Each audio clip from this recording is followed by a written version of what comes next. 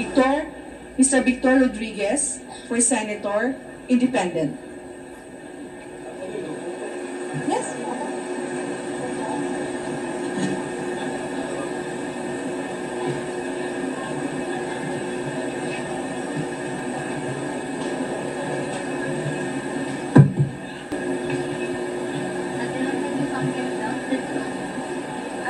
Magandang araw po sa ating lahat.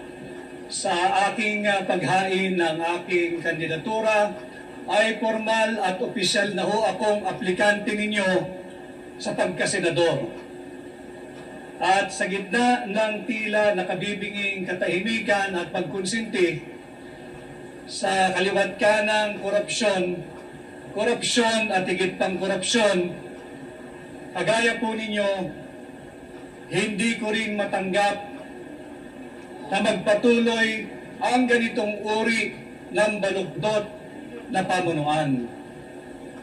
Kung kaya nadinig ko at tumugon ako sa pakiusap ng ating mga overseas Filipino workers at tumugon ako sa hamon ng hakbang ng maisog na pamunuan ang tunay na oposisyon. Ako ay naghain bilang isang independent candidate bilang pagkilala at pagsagisag na ang tanging partido ay ang Republika ng Pilipinas at ang aking mga kaalyado ay kayong mga Pilipino. Ipagpapatuloy ko ang mga advokasya ng hakbang ng maisog, calling for transparency, accountability, peace and security in governance. At bagamat mabigat ang landas na tatahakin, panatag po ang aking kalooban na higit na mas nakararaming Pilipino ang kasama ko dahil alam ko kayo ay pagod na sa korupsyon, sa droga, at marami pang korupsyon. Kaya't halina, samahan po niyo ko tungo sa good governance and war on corruption. Let us not give up on our nation. Let us not give up on the Filipino people. Let's not give up on our fight against corruption. Thank you very much. Thank you, sir. Go ahead. Inquiry.net, John.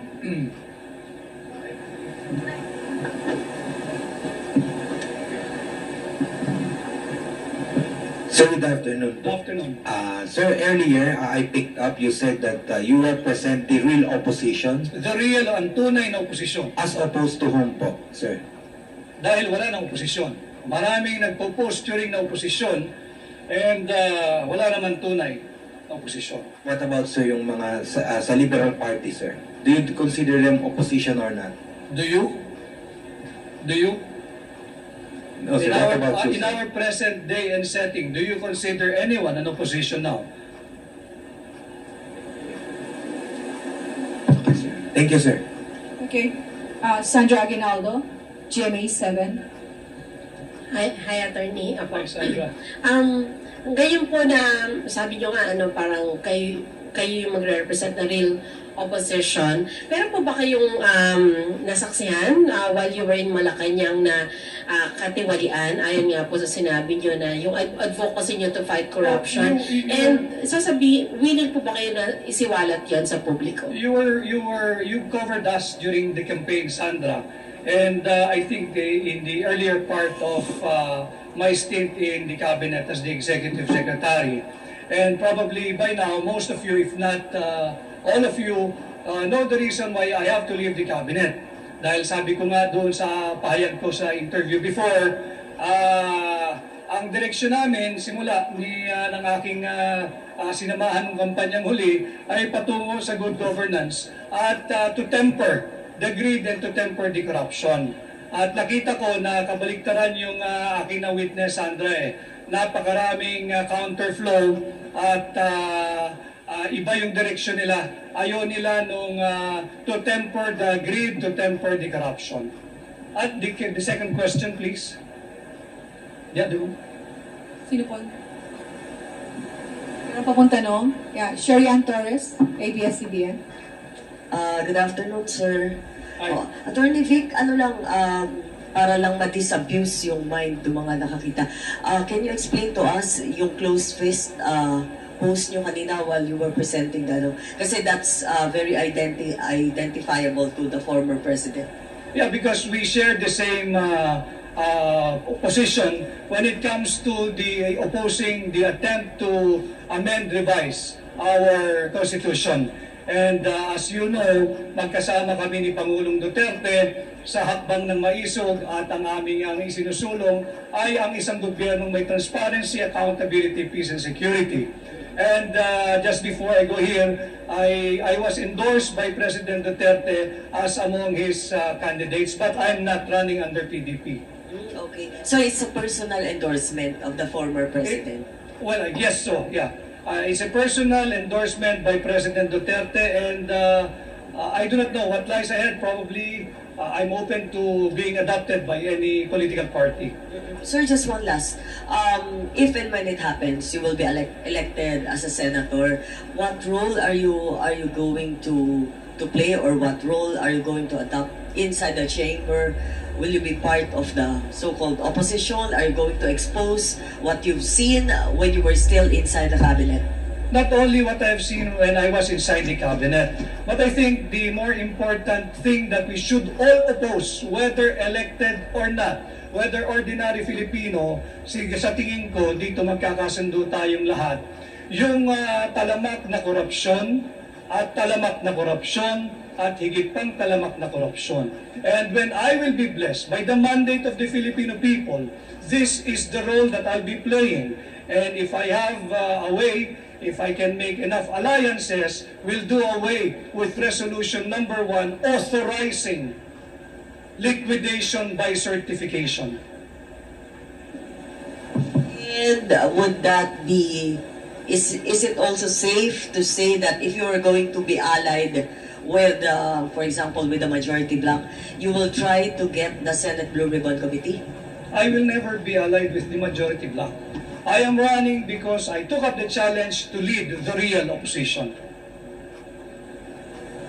Are there any more questions? Okay. Wala. Okay. Ian from Philstar.com. Makipasa lang po ng microphone sa likod. Salamat.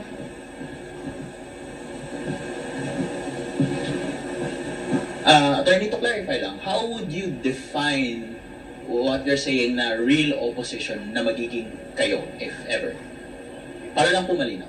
Malinaw naman sa mga kababayan natin, iyan, ano? Malinaw sa kababayan natin na walang nagsasalita sa gitna ng kaliwat kanan, talamak na korupsyon, laganap na droga at kriminalidad.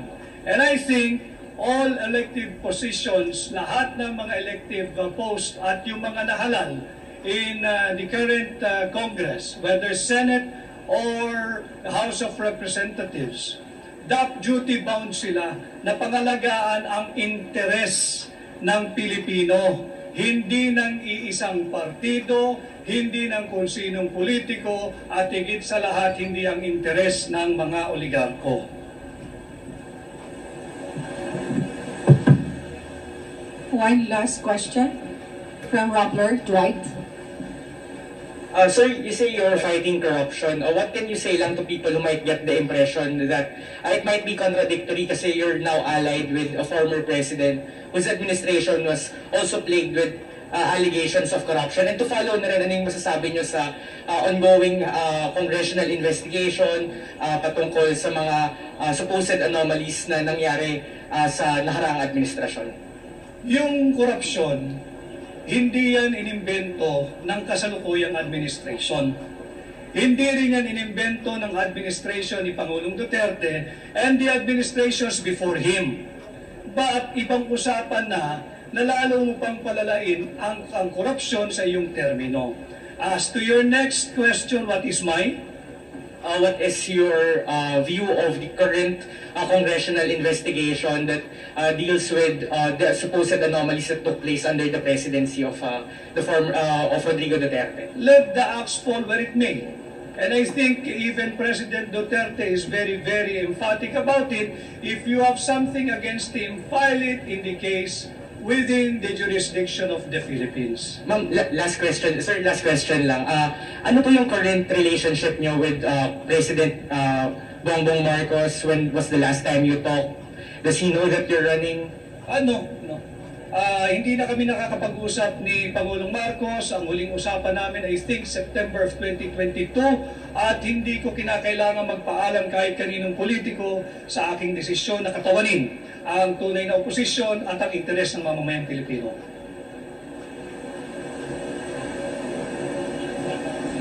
14 seconds? Opo. Okay na. Sige. Thank you, sir.